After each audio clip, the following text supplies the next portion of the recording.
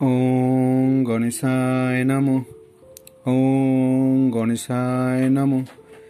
নমস্কার প্রিয় ভক্তগণ, অমৃত কথা চ্যানেলের পক্ষ থেকে আরও একবার সুস্বাগতম। আশা করি আপনারা প্রত্যেকেই খুব ভালো আছেন। আমরা আজকে আরও এক নতুন পৌরাণিক কাহিনী সম্পর্কে জানব। সেটি হলো সিদ্ধিদাতা গণেশের জন্ম রহস্য সম্পর্কে। জানতে হলে আপনাকে পুরো ভিডিওটাই দেখতে হবে। দক্ষযজ্ঞে সতী পানত্যাগ করে হিমালয়ের ঘরে মেনকার গর্ভে জন্মালেন।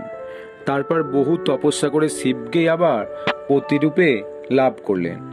শঙ্কর শঙ্করী আনন্দে বিহার করলেন। একদিন দেবী মহাদেবকে দুঃখ করে বললেন, পুত্রহীন নারীর জন্ম বৃথা। পূর্বেই আমার পুত্র লাভ হতো, কিন্তু দেবতারা বঞ্চনা করে তোমার বীর্য ফেললেন মাটিতে।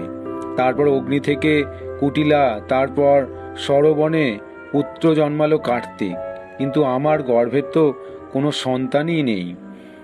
পুত্র বিনা জীবনের সুখ বা কোথায়? পুত্র বিনা ঘর হয় শ্মশান সমান। যার ঘরে আবার কুলাঙ্গার পুত্র জন্মে, তারও দুঃখের সীমা নেই। হে ভোলানাথ, আমি পুত্রবতী হব, এখন কোনো একটা উপায় বলো তুমি। এই কথা বলে পার্বতী কাঁদছেন। তাই দেখে শিব বললেন, হে পানেশ্বরী, যেভাবে সুপুত্র লাভ হবে সে উপায় আমি বলি শোনো। গোলক বিহারী হরি জগতের সার, তার ব্রত করলে সুন্দর কুমার পাবে। দেবী হরির চরণে সর্বদা রাখো মন।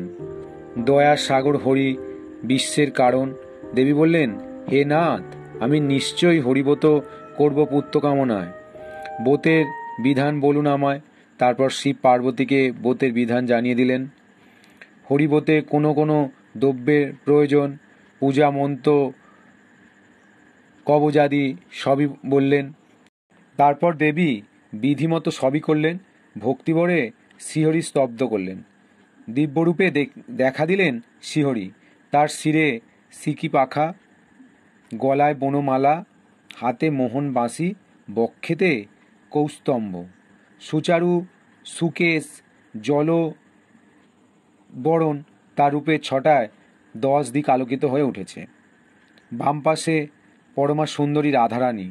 পার্বতীর মন বুঝে শ্রীকৃষ্ণ বললেন, অবিলম্বে পাবে তুমি অপূর্ব নন্দন।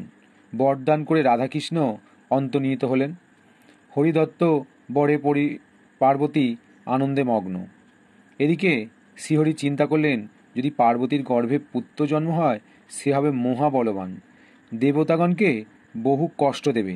এই চিন্তা করে শ্রীহরি মায়াতে হলেন বৃদ্ধ ব্রাহ্মণ। তখন যেখানে পার্বতীর সঙ্গে শিব আনন্দে অবস্থান করছেন, সেখান গিয়ে উপস্থিত হলেন। হাতে লাঠি, জীর্ণ শীর্ণ দেহ, মলিন বদন। ব্রাহ্মণকে এই অবস্থা দেখে হরপর্বতী কাছে এলেন। বললেন, হে ব্রাহ্মণ, তুমি কোথা হতে এলে? কোথায় যাবে? কি চাই তোমার? বিপ্র বললেন, আমি 7 দিন অনাহারে, যা বুঝি পান তৃষ্ণায় ছাতি ফাটার উপক্রম, শীঘ্রই জলদান করো। দেবী বললেন, কেমন ভোজন তৃপ্ত হবে তুমি? বিপ্র বললেন, সম্প্রতি তুমি ব্রত উদযাপন করছো, কাজেই তোমার ঘরে বহুবিধি খাদ্য রয়েছে। নানা মিষ্টি দ্রব্য দাও আমায়, খাই, খিদেতে পেট জ্বলছে। পায়েস, মিষ্টান্ন, ননি, দধি, দুগ্ধ, সুবাসিত জল, আরও দাও সুমিষ্টি ফল। শালিধানের অন্নে আমার খুবই লালসা। তোমার অসাধ্য কিছুই নেই।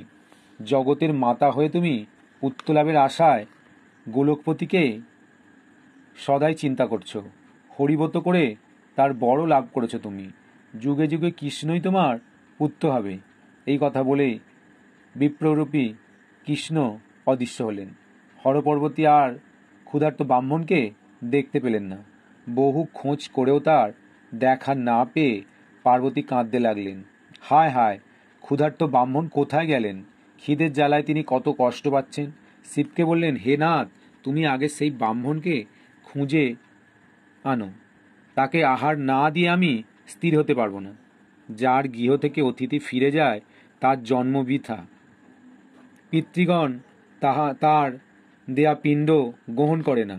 এমন সময় দৈববাণী হলো, দেবী, তুমি দুঃখ করো না, গৃহের মধ্যে তোমার পুত্র জন্মেছে।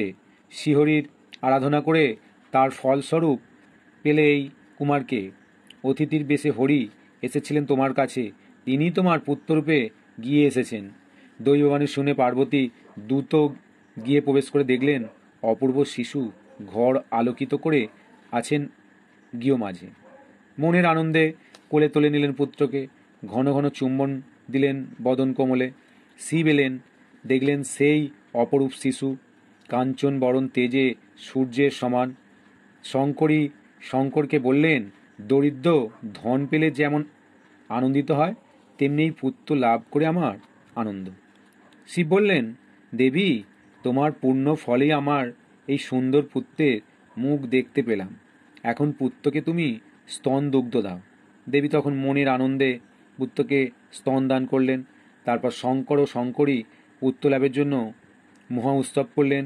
দিন দুঃখীদের সমাদরে সুস্বাদু আহার দিলেন। কত যে ধন দান করলেন তারই আত্মা নেই। কত বাজনা বাজে সেই কৈলাস ভূধরে। দেবতাগণকে আহ্বান করে দেখালেন পুত্রকে। সবাই আশীর্বাদ করলেন। বিষ্ণু শিবকে বললেন, তোমার ন্যায় জ্ঞানী হবে তোমার নন্দন, আমার আশীর্বাদে দীর্ঘজীবী হবে এই পুত্র। ব্রাহ্মণ বললেন, পুত্রের যশেতে পূর্ণ হবে ত্রিভুবন, আর হরিভক্তি হবে আমার আশিসে। সবার আগে পুজো পাবে এ কুমার, আমার সমান হবে ধর্মপরায়ণ। মহেশ্বর বললেন, সর্ববিদ্যায় পারদর্শী হবে নন্দন, শান্ত শিষ্ট ধীর আর সদাশয় হবে। লক্ষ্মী আশীর্বাদ করলেন, কৃষ্ণ তুল্য হবে পুত্র, ধার্মিকের শ্রেষ্ঠ, এর গৃহেই আমি অদিষ্ট হবে। এইভাবে সকল দেবতাগণ এসে শিব আর পুত্রকে দেখে আশীর্বাদ করলেন। সবার শেষে পার্বতী আশীর্বাদ করলেন, শিবতুল্য যোগী হবে আমার কুমার, বিঘ্ননাশী লম্বোদর হবে আবার। তারপর মুনি ঋষিগণ আশীর্বাদ করলেন। সবার শেষে এলেন সূর্যপুত্র শনি। হরিভক্তি সেই দেব, হরিনাম মুখে মুদ্রিত নয়ন তার রহে নত মুখে। সবার আগে শ্রীহরির চরণে প্রণাম করে সকল দেবতাগণকেও বন্দনা করলেন। কিন্তু শিশুপুত্রকে কোলে নিয়ে উমা বসে আছেন, তার কাছে গেলেন না। শিব শনির ব্যবহারে আশ্চর্য বোধ করলেন। জিজ্ঞাসা করলেন, শনি, তোমার তব এ কি ব্যবহার? সমস্ত দেবতা আমার পুত্রকে দেখে আশীর্বাদ করলেন, তুমি কেন আমার পুত্রকে দেখছো না, কেন আশীর্বাদ করছো না? শনি হাত জড়ো করে শিবের প্রতি বললেন, হে দেবাদিদেব, আমার স্ত্রী আমার কাছে একদিন এলো খুব সাজগোজ করে নাচতে নাচতে। আমি সেই সময় হরির ধ্যানে মগ্ন ছিলাম, তাই তার দিকে তাকালাম না। তখন ঘরণী আমার শাপ দিলেন রোষে, যে শিশুকে দেখব আমি তার মুন্ডু যাবে খসে, তাই আমি তোমার পুত্রের মুখ দেখব না। শনির কথা শুনে দেবী পার্বতী অবাক হলেন, আর তার সখীগণ হাসতে লাগলেন। কখনো এমন কথা শুনিনি। দেবী হৈমবতী শ্রীহরি স্মরণ করে বললেন, সংসারের সার হরি দয়াময়, তার ইচ্ছাতেই সকল কর্ম হচ্ছে, কাজেই কখনো কোনো ভয় না করে আমার পুত্রকে তুমি দেখো, আমার অনিষ্ট করবার সাধ্য কারও নেই। দেবীর কথা শুনে শনি মনে মনে চিন্তা করলেন, আমি যদি শিবের পুত্রকে দেখি তাহলে তার মুণ্ডুপাত হবে, তাতে দারুণ বিপদের সম্ভাবনা।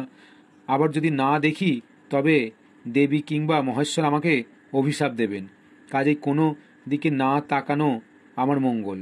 এইভাবে অনেক চিন্তা করে ধর্মকে সাক্ষী রেখে কটাক্ষে তাকালেন শিবকুমারের প্রতি। অমনি তার মুন্ডু হলো পতন, স্রোত ধারায় রক্ত বার হলো, সেই মুন্ডু গোলকে চলে গেল। পুত্রের এমন অবস্থা দেখে দেবী হায় হায় কি হলো বলে আছাড় খেয়ে পড়লেন, উচ্চস্বরে কাঁদতে লাগলেন। হায় গো, কি দুর্ভাগ্য আমার, শিবের পুত্র অজ্ঞান হয়ে পড়ে আছে। শনি নত শিরে দাঁড়িয়ে, মহেশ্বর মূর্ছাগত হলেন। দেবতারা দুঃখে হায় হায় করে উঠলেন। শিহরি এতক্ষণে সব দেখলেন, কাউকে কিছু না বলে চড়লেন গরুরে, পৌঁছালেন পুষ্পভদ্রা দেশে। দেখলেন শ্বেত বর্ণের হস্তি আর হস্তিনী শুয়ে আছে উত্তর দিকে মাথা করে। সুদর্শন চক্র দিয়ে কাটলেন হস্তির মাথা। হস্তিনী অনাথিনী হয়ে কাঁদতে লাগলেন। নানা মতে করে স্তম্ভ হরির।